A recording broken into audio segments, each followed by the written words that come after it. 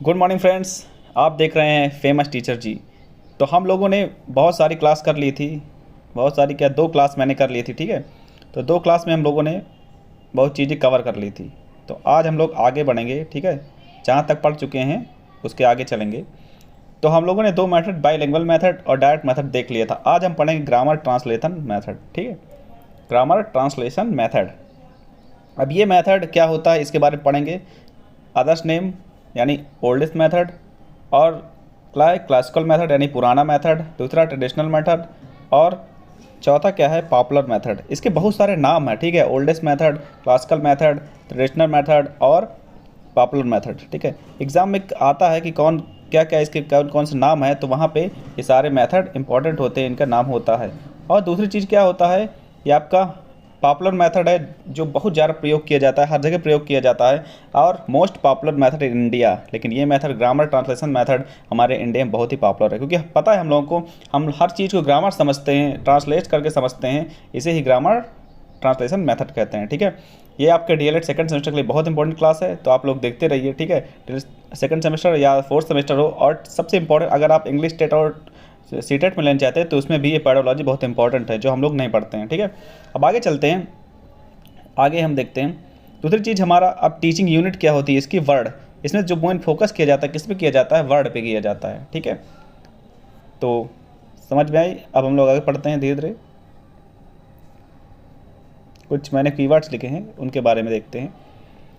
अब देखते हैं, teacher reads every sentence and translate every sentence into mother tongue through word by word. हम लोग इसमें जानते हैं कि हमारा जो ग्रामर ट्रांसलेशन मेथड, इसमें ग्रामर के माध्यम से हम जो भी मदर टंग हमारी होती है, जैसे हिंदी है, उड़िया है, बंगाली है, उसका ट्रांसलेशन किस में करते हैं, इंग्लिश में करते हैं, ठीक है। अपनी जो मदर लैंग्वेज, मदर टंग है, ठीक है, उसमें जैसे हमारी हिंदी है तो हिंदी को हम किस में ट्रांसलेशन करते हैं, इंग्लिश में ट्रांसलेशन करते हैं। हिंदी को किस में ट्रांसलेट करेंगे, इंग्लिश में, ठीक है।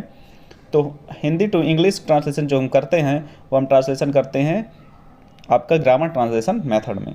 Target language learn by mother tongue, ठीक है। तो हमारी जो टारगेट लैंग्वेज होती है, मदर टंग होती है, जो हमारी मातृभाषा की लैंग्वेज होती है, ठीक है। जो हमारी जहाँ जन्म स्थान हमारा होता है, वहाँ की जो भाषा होती है, जैसे हमारी हिंदी है, हम लोग जैसे यूपी में अधिकतर हिंदी, भोजपुरी ये होती है, तो जैसे हिंदी को हम इंग्लिश में ट्रांसलेशन करते हैं, तो मेन हमारा मैटर का टारगेट लैंग्वेज हमारी क्या होती है, हिंदी होती है, और उसी से हम इंग्लिश बनाना सीखते हैं, ठीक है।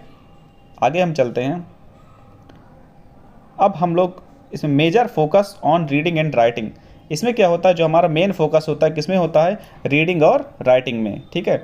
इस मेथड में क्या होता है, फोकस जो हमारा होता है रीडिंग, और हम लिखने पर और पढ़ने पर ज़्यादा फोकस करते हैं। इस मेथड में हम लोग जानते हैं लिखने और पढ़ने पर, 2 चीज़ पर इसमें ज़्यादातर फोकस होता है। अब इस मेथड को हम लोग कहते हैं नोन से अननोन। नोन से अननोन यानी ज्ञात से अज्ञात की ओर। हम लोगों ने सूत्र पढ़ा था अभी पिछली कक्षाओं में, हम लोगों ने जैसे फर्स्ट सेमेस्टर में एग्ज़ाम दिया तो हम लोगों ने ज्ञात से अज्ञात की ओर पढ़ा था। तो इसी तरह इसको क्या कहते हैं, इस मेथड को ज्ञात से अज्ञात की ओर। जो चीज़ हमें पता है उससे, जो चीज़ नहीं पता उसकी ओर हमें जाना, ज्ञान से अज्ञात की ओर, ठीक है। Focus on the rules of the grammar. इसमें क्या करते हैं हम लोग, जो ग्रामर्स के रूल्स होते हैं उन पे ज़्यादा फोकस करते हैं इस मेथड में, क्योंकि हमें पता है ग्रामर्स के रूल कि किस साथ इज आएगा, किसके साथ एम आएगा, किसके साथ आर आएगा, क्या क्या आएगा, सारे पार्ट्स ऑफ स्पीच वगैरह सारी चीज़ पढ़ते हैं। यही ग्रामर ट्रांसलेशन मेथड होता है, ठीक है। अब हम लोग आगे चलते हैं। अब हम लोग देखते हैं merits of grammar translation method, ठीक है। हमने बताया था सबकी मेरिट्स और डीमेरिट्स दोनों होती हैं, ठीक है। सबकी गुण, अच्छाई और बुराई दोनों में होती है। तो सबसे पहले इसके देख लेते हैं हम लोग मेरिट्स क्या क्या है, मेरिट्स के बारे में देखते हैं, ठीक है।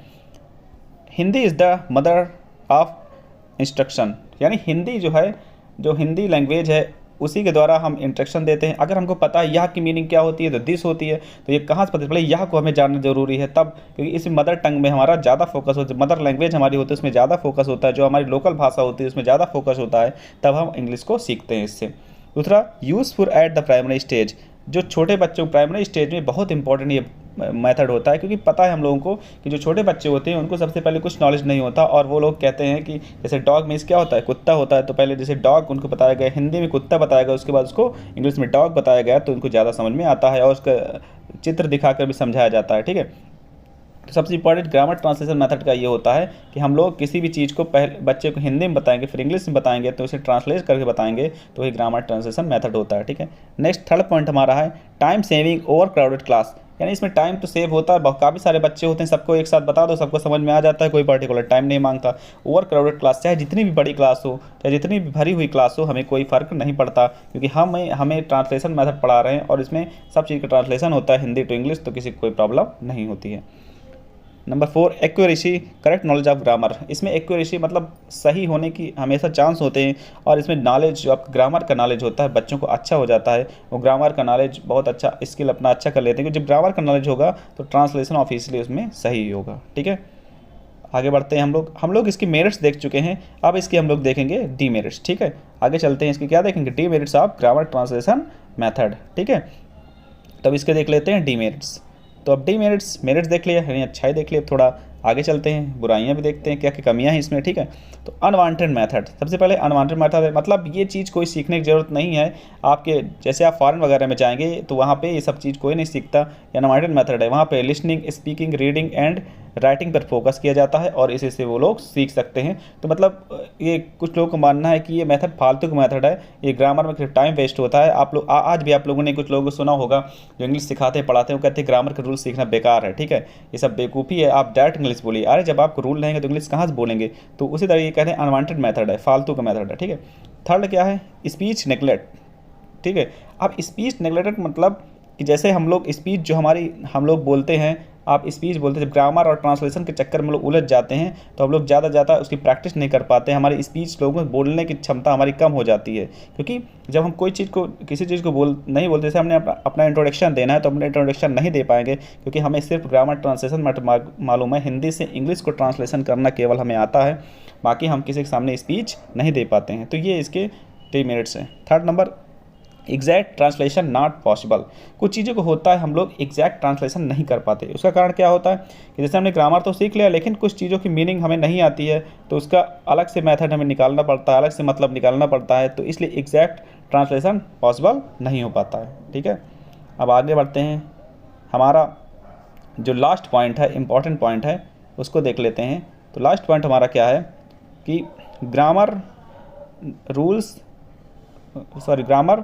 ग्रामर के बारे में देखते हैं। ग्रामर क्या होती है हमारी, by rules not by use. ठीक है, जो ग्रामर होती है वो रूल्स के अकॉर्डिंग इसमें यूज़ नहीं हो पाती है, क्योंकि बहुत सारी जगह पर हम लोग कमियां कर देते हैं, क्योंकि ये मेथड हमको कहीं कहीं सीखने को अच्छा मिलता है, कहीं कहीं कुछ कमियां नज़र आती हैं, तो इसकी वजह से by rules not by use. ठीक है, हम लोग रूल्स के हिसाब से नहीं यूज कर पाते हैं ये। दूसरा, only book is English used, हम केवल बुक की इंग्लिश यूज करते हैं, अपने मन से स्व विवेक नहीं लगाते हैं, अपने मन से नहीं देखते कि कहाँ पे क्या लग सकता है, उसके लिए हम लोग सिर्फ किताब पे और टीचर पे डिपेंड रहते हैं कि बुकेस केवल यही होगा। ठीक है, तो आई होप आपको ग्रामर ट्रांसलेशन मेथड क्लियर हो गया होगा, क्योंकि हमने जितना बताया आपको लगभग क्लियर हो गया होगा। ठीक है, तो अब नेक्स्ट हमारा आएगा डॉक्टर वेस्ट मेथड, तो हम लोग नेक्स्ट वीडियो में पढ़ेंगे। ठीक है, आपको यहाँ तक की वीडियो अगर पसंद आई हो, ठीक है, तो वीडियो को लाइक करें, वीडियो को शेयर करें, चैनल को सब्सक्राइब करें और बेल आइकन पे जरूर क्लिक करें, जिससे आने वाली हर वीडियो का नोटिफिकेशन सबसे पहले आपको मिले। ठीक है, नेक्स्ट वीडियो मैं सारे डीएलएड की आपकी